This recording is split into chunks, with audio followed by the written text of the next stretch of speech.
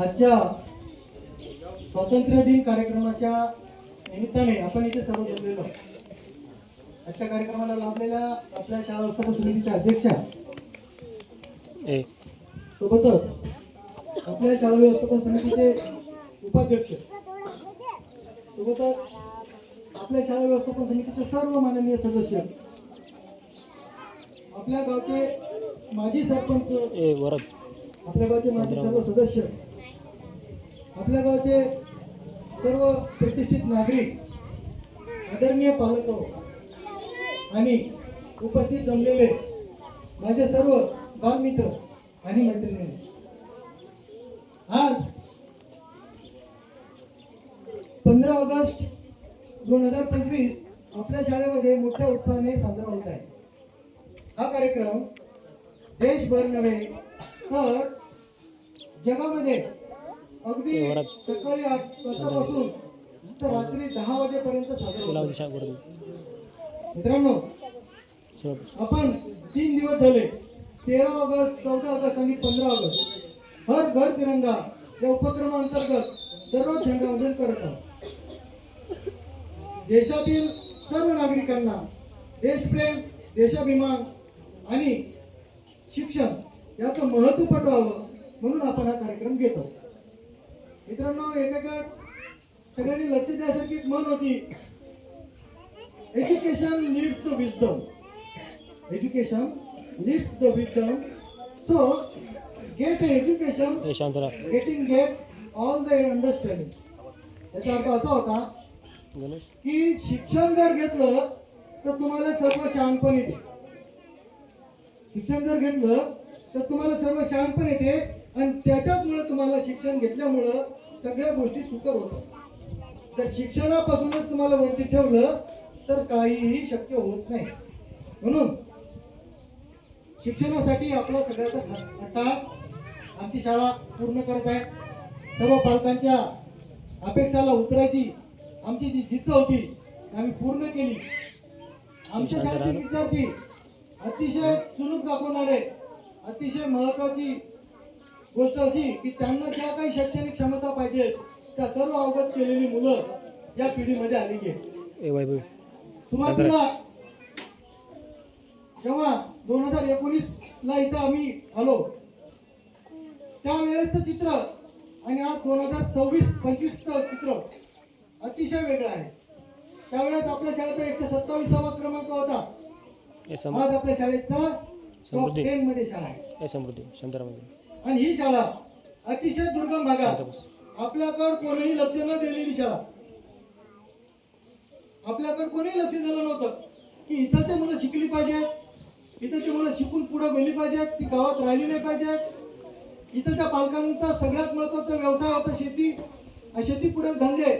त्याच्यामुळे काय झालं की विद्यार्थ्याकडे लक्ष देण्याऐवजी शेतीकडे जास्त लक्ष देण्यात गेलं. आणि एवढी अपार मेहनत घेतली असेल तेवढी मेहनत उच्च माध्यमिक शाळेत जेव्हा विद्यार्थी गेले तेव्हा ती मेहनत वाया गेली. मी स्वतः 19, 20 आणि 21च्या बॅचेस अशा काढल्या की त्या 99%च्या वरचे मुलं, 98%, 97% विद्यार्थी जो प्रश्न विचारला तो प्रश्न येणारा. नवीन शिक्षक आले त्यांना सुद्धा प्रश्न पडावे की यांना काय शिकवा. त्यानंतर त्यांना योग्य दिशा भेटली नाही आणि कुठल्या तरी एखाद्या खाजगी संस्थेमध्ये त्यांनी प्रवेश घेतला. आज ते मुलं 10वी, 11वी, 12वी पास आउट होतात तेव्हा कॉपीच्या भविष्यावर पास होते. जे 98%चा विद्यार्थी होता तो कॉपी सेंटरला का गेला याचा आम्हाला खेद वाटला. मग करावं तरी काय. पालकाच्या लक्षात ही गोष्ट आणून दिली आम्ही की तुमच्या मुलाचं शिक्षण हे तुम्हीच घडवलं नाही. काय झालं, मला कुठेतरी जाण्या येण्याची अडचण होणार आहे, मला शिकूनच काय करायचंय, 11वी 12वी झाल्यानंतर भरती होईल, अग्निवीर होईल, पोस्ट ऑफिस मध्ये लागेल, एवढंच अम्बिशन माझ्या इथलच्या गावकऱ्यांनी ठेवलं. मित्रांनो, आता काळ बदललेला आहे. 140 कोटी पर्यंत आपली लोकसंख्या वाढत आहे. एक जागा निघली तर 1700 फॉर्म येत आहेत. आणि त्या कॉम्पिटिशन मध्ये हे विद्यार्थी टिकतील यासाठी त्यांचा पाया मजबूत असणं आवश्यक आहे. पाया मजबूत केला, पाय अगदी मजबूत केला, परंतु मग तुम्ही कळस बांधताना चूक केली, ते त्याचा ढाचाच बरोबर झाला नाही तरी सुद्धा आपले विद्यार्थी नोकरीमध्ये दिसणार. मला अशी अपेक्षा होती की ज्याप्रमाणे 7व्या वर्गापर्यंत आपण लक्ष देतो, त्या 8वीतला मुलगा पुढे खायला निघला तर गावातल्या पालकांनी का विचारलं नाही? 9व्या वर्गातले मुलं आतापर्यंत कुठेतरी टपरीवर दिसतात, 10व्या वर्गातली मुलं दिसतात, किंवा सुजाण नागरिक का विचारत नाही? एकीकडे देशाभिमान, एकीकडे देशभक्ती, एकीकडे शिक्षणाचं महत्व, तुला पाहिजे याला पाहिजे, पण आपला गाव पुढे नेण्यासाठी तळमळ का दिसत नाही? कोणी गावाच्या बाहेरचा माणूस येऊन आपल्या प्रगतीसाठी कधीच मदत करणार नाही. त्याचा आपल्या मतावर डोळा असेल, आपल्या संपत्तीवर डोळा असेल, आपल्या वेगवेगळ्या गोष्टीवर डोळा असेल, तो आपल्याला मदत करणार नाही. आपल्याला स्वयंभू व्हावं लागेल. बाबासाहेबांनी सांगितलेलं आहे, शिका, संघटित व्हा. संघटित झाल्यानंतर संघर्ष करता येईल, पण तुम्ही शिकलाच नाही तर संघटित होणार नाही. आणि हे वाघिणीचं दूध तुम्ही पिऊन सुद्धा उपयोग होणार नाही. कारण असं आहे की तुम्हाला संधी खूप मर्यादित आहे. मित्रांनो, आम्ही या शाळेतल्या मुलांचं आता तरी भविष्य पाहिलेलं आहे. ते IIT JEE या गावाच्या सगळ्यात जास्त सॉफ्टवेअर इंजिनियर होतील, कारण गावातल्या विद्यार्थ्यांना पोटेन्शियल जरासं कमी नाही. माझे विद्यार्थी वाशिमचे काढून माझे स्वतःचे मुलं मी शाळेत टाकली. याचा अर्थ असा होता की आम्ही नाविन्यपूर्ण उपक्रम आणले, ज्ञान रचनावाद आणला, या शाळेतल्या सगळ्या गोष्टी बदलण्याचा प्रयत्न केला. शासकीय अनुदानाचा जास्तीत जास्त फायदा आदरणीय संतोष भाऊ यांनी मला दिला. मला सांगताना गर्व वाटते की त्यांनी शाळा सोडून दुसरीकडे जास्त विचारच केला नाही. टिव्या झाल्या, फरशा झाल्या, गट्टू झाले, बोर झाला, पत्र झाले, डिजिटल रंग झाला, कॉम्प्युटर झाले, त्यानंतर प्रोजेक्टर आणलं, त्यानंतर आता नवीन 3 प्रस्तावित खोल्या येतात, संडास बाथरूमचं बांधकाम आहे, अतिक्रमणाची जमीन घ्यायचा विचार चालू आहे, त्यानंतर आपल्या शाळेसाठी मकान आहे, कमान आहे, त्यानंतर आणखी हँडवॉश स्टेशन, अशी 18 ते 20 लाखाची कामं नुसत्या 3-4 वर्षात होणं शक्य नव्हतं. अतिशय झपाटून मेहनत घेतली. आदरणीय चक्रधर बावगटे यांनी सुद्धा मला मदत केली आणि आपल्या शाळेचा कायापालट झाला. आजही वाशिम तालुक्यामधल्या जितक्या 10 शाळा येतात त्या 10 शाळांमध्ये आपण जातो आणि पुढच्या वर्षी नक्कीच काही जराशा सुविधा केल्या की आपली शाळा ही पहिल्या 5 मध्ये येऊ शकते. कारण इथले मुलं हुशार, फक्त रंगरंगोटी शाळेत नुसतं आणून जमत नाही. पण मित्रांनो, घर चांगलं असलं की आपोआपच घरात चांगले चांगले पदार्थ बनवण्याची लाज वाटते. चांगलं सिमेंटचं घर असलं, रंगकाम केलं की आपण चूल पेटू शकत नाही. त्याच पद्धतीनं आम्ही इन्फ्रास्ट्रक्चर काम केलं, मग आपले विद्यार्थी चांगले होणार आहेत. त्यांना टीव्ही बोलती झाली म्हणजे त्यांचा वेळ वाचला, त्यांच्याकडे कॉम्प्युटरच्या सगळ्या गोष्टी आल्या म्हणजे आम्हाला टेस्ट घेणं सोपं झालं. झेरॉक्स मशीन असू द्या, काय असू द्या, सगळ्या गोष्टी आल्या. ग्रामपंचायतचे अधिकारी आहेत आपल्या इथं, त्यांनी सुद्धा आम्हाला मदत केली. हे काम मी माझ्या स्वतःसाठी नाही केलं. मी चार्ज घेतला तेव्हाही तीच परिस्थिती होती, आताही तीच राहणार आहे, उद्या चालून तीच राहणार आहे. हे सगळं काम गावकरी करत असतात.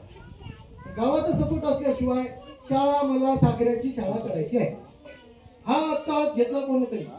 साखरेच्या शाळेत काय होते? अहो, साखरेच्या शाळेत आपल्याला 5 कोटी रुपयाचं अनुदान सरकारने दिलं. आपल्या गावात वर्गणी 10,300 रुपये झाली, कामं झाली 17 लाखाची. कसं शक्य आहे? शक्य नाही. मित्रांनो, ज्यांनी इंग्रजी शाळेत मुलं टाकले त्यांना सांगा 40,000 रुपये वर्षाची वार्षिक होती. मी आपल्या गावचे 1 कोटी रुपये या शाळेतून वाचवतो दरवर्षी, सगळ्याचे. मी नाही तर शासन वाचवत आहे.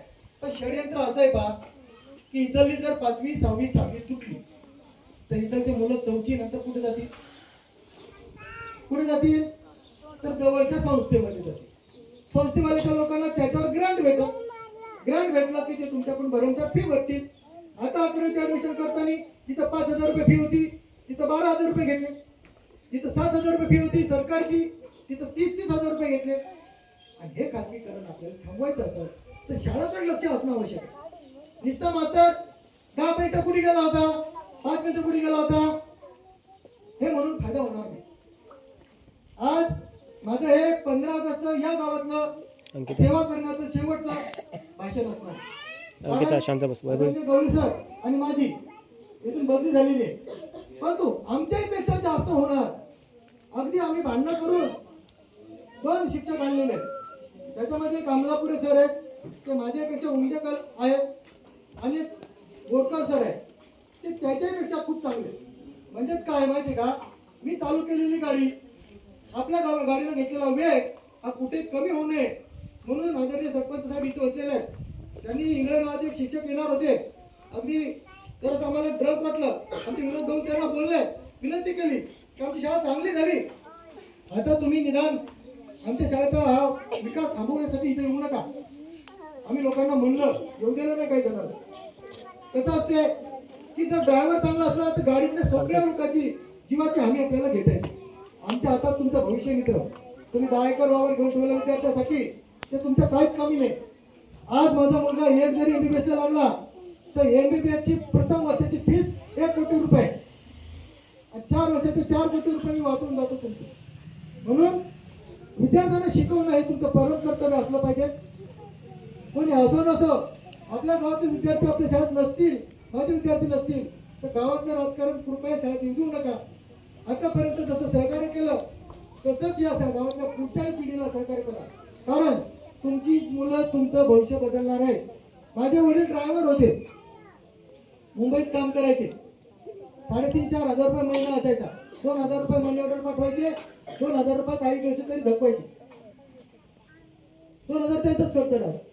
जर मी शिकलोच नसतो तर आज माझ्या वडिलाचं काम सुटलं नसतं. आज वडिलाचं काम सुटून आज 25 वर्ष झाली. तुमचं काम सुटायचं असेल तर तुम्ही तयार केलेल्या तुमच्या विद्यार्थ्याकडून अपेक्षा केली पाहिजे. माझ्या विद्यार्थ्यांना मी सांगितलेलंच आहे, त्यांना असं बाळकडू केलेलं आहे की तुम्हाला तुमची घरची परिस्थिती बदलायची. माझा कोणताही विद्यार्थी जो मला ओळखतो तो कुठेही गैरप्रकारात पुढे खाण्यात दिसणार नाही. तो अभ्यास करताना दिसेल. आम्ही सवय लावली, गावाला शाळेत आणलं, संध्याकाळी 6 ते 8 सगळे मुलं बसायला लागले. काय केलं की बा सोशल मीडिया वापरला. प्रत्येकाला स्वतः तरी आपल्याला सांगायचंय मी अभ्यास करतो पहा, मी अभ्यास करतो पहा. आणि मग म्हणतात तुझा फोटो पाहिला, आम्ही तुझा फोटो पाहिला. तर त्यानं काय झालं, विद्यार्थ्यामध्ये वाचनाची आवड निर्माण झाली. तुम्हाला सांगतो, जितके काही प्रवक्ते वक्ते बोलतात, जितके काही लोक सुज्ञ आहेत, हुशार आहेत, ते दररोज एक पुस्तक वाचतात आणि त्या पुस्तकातूनच त्यांना ज्ञान मिळते की जीवनात जगावं कसं, संकटाचा सामना करावा कसा, कोणत्या कोणत्या गोष्टीत कसं कसं वागलं पाहिजे. या गोष्टीचा विद्यार्थ्यांमध्ये आतापासून आम्ही परिपाक करतो. माहिती आहे मला की माझे 2 शब्द वाढत आहेत, पण मित्रांनो ही अगदी ही तळमळ ही पोटतिडकी ना याच्यासाठी सांगणं चालू आहे की गाव आपलं अतिशय चांगलं आहे. नोकरदार कोणताही असो त्याला आपलं गाव सगळ्यात जास्त समावून घेते. पण आपल्या गावाचा शैक्षणिक दर्जा काही लोकांना पाहवल्या जात नाही. कारण इथलचे मुलं शिकले तर नोकरी लागतील, मग मजूर कोण होईल, यांच्या वावरात कोण कामाला जाईल. तुम्हाला व्यस्ती बनवण्यामध्ये काही लोकांचं षडयंत्र आहे का, आपण विचारत नाही करत. आणि या गोष्टी आपण प्रकर्षाने बघितल्या पाहिजे. तुमच्या हातात जे आहे ते तुमचं भविष्य आहे. सगळ्या मुलांना पाढे येतात, इंग्रजी बोलता येते. आता इंग्रजीचे भाषण मी सादर करणार होतो.